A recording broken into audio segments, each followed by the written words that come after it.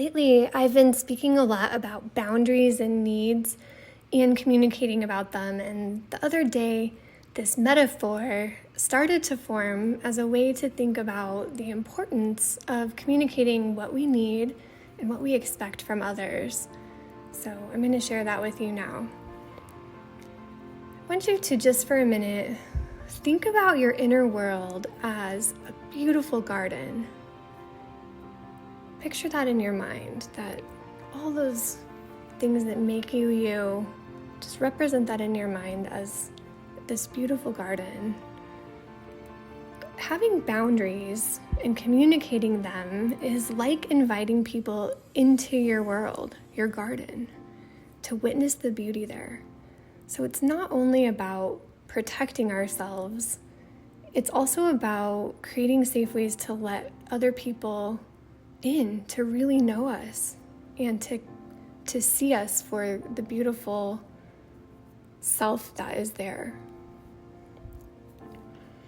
But in order to safely do this, you can't just open the doors and expect everyone who comes in to appreciate the garden in the ways that you want them to, right? Because if you do that, all of your resources are going to go toward trying to manage the visitors and repairing and tending to the things that have been tromped on, damaged, disrupted as a result of all the traffic from visitors who really just didn't know how to behave inside of your garden. All of your energy, all your vitality will have to be spent on your constant vigilance in making sure that new seedlings aren't being trampled, delicate areas aren't being disturbed, and that your visitors aren't meddling with elements that you know are precious, but they may not. Now, if you were to create some gates and some walking paths, maybe some guidelines about when you allow visitors and what they can do when they're inside your garden, well, now you might be able to let others in safely because they'll know where they can be and walk without going out of bounds or trampling areas that are off limits or doing something that might stifle new growth that you're developing in that beautiful space. You are the only person who can determine where the gates to your garden are, what hours they're open, and what the price of admission is. Not only that, but you also decide what the pathways are inside of there. You design that. You design what they look like. You design where they go, where they don't go, how wide they are, how many people can be on them at one time. All of that is entirely up to you. And here's the thing. This garden, this inner world of yours, this authentic you, right, is fucking magnificent. There is immense beauty in it that's so special and so unique that you are the only person in this world who's been able to cultivate it. People want to visit and witness that. So it's okay for you to have a price for admission. Now, some people may want to be in your garden just simply to bask in its beauty. Others want to come in because they become inspired with ideas that help them grow their own beautiful gardens. And there might also be some who don't yet have the capacity to fully understand or appreciate the beauty that lives and grows here.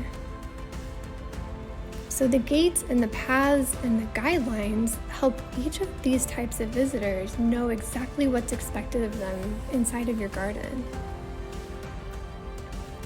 There might be some super special areas that only certain authorized personnel are allowed access to. And there might be other areas and other visitors who you feel good about allowing on the self-guided walking tour.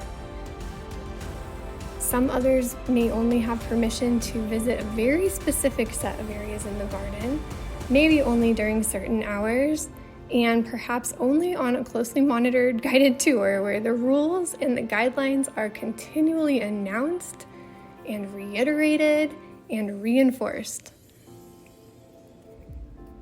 But these gates, these paths, the guidelines, in other words, the boundaries, they make it so that you have enough resources to actually spend time caring for your garden, to be in there nurturing and creating and growing all the beauty that exists in there.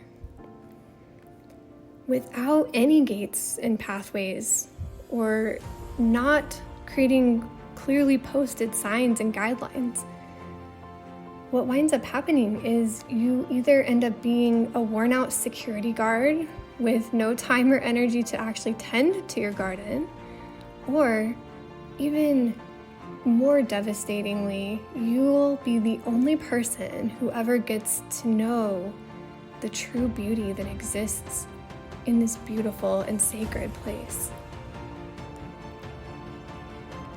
So create some paths, create some gates, set the guidelines, help others know what you need in order to be able to safely allow them into this beautiful place, to witness the beauty there, to share in all of that magnificence with you. You might just be inspiring others to find their own ways to allow others in and to cultivate even more beauty and richness and loveliness in this world. And to do so safely and on your terms in ways that keep you feeling full and vibrant and capable of continuing to cultivate all of the beauty that exists within you.